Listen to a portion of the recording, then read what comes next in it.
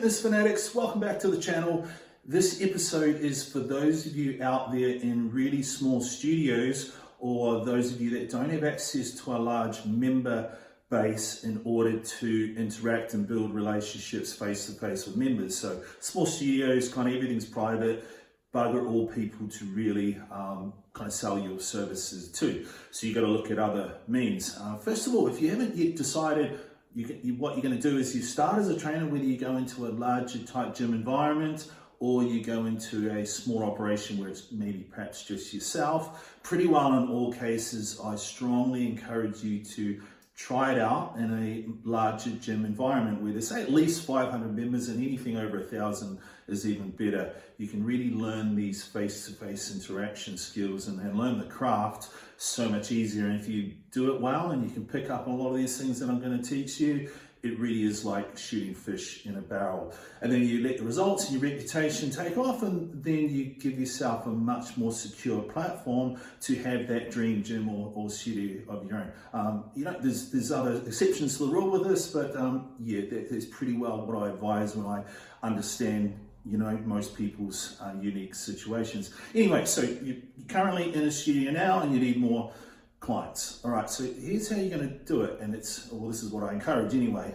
It's different. Obviously, you don't have members to approach on your gym floor. You got to go out there. So here's what you do: you drive to the gym one day, you get to the gym, however you get there on a day-to-day basis. You park up, you lock the door, and then you actually go out of the gym and you approach every single business that you can possibly walk to in that day, and you do it day in, day out, any moment you have free, and you build relationships with the receptionist or the front person of that particular business. So you're going to approach every business you can within walking distance, and you're going to look to build an amazing relationship or make an amazing first impression on the receptionist or the front person that's there to greet you.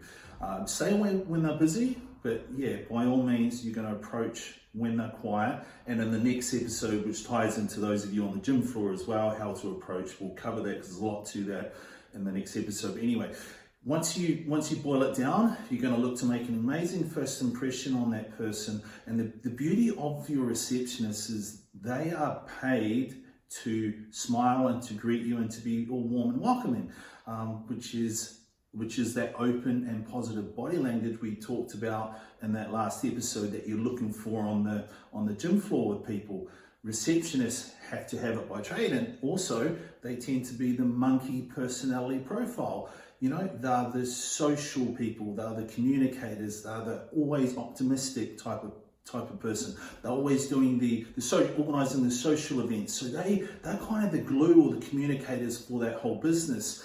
And as a studio-based PT, they are your best allies. So we're going to take advantage of that. So ultimately what you're going to do when it comes to the nuts and bolts of this is you're going to offer that receptionist free personal training for 4 weeks, okay? The way it will actually look is they'll be one of the team within, the people that they can organize for you for a small group training session, and you're going to have repeated times, perhaps once or twice a week over 4 weeks. But that receptionist's job is to get others to come along, and maybe they can even do this in multiples of 4.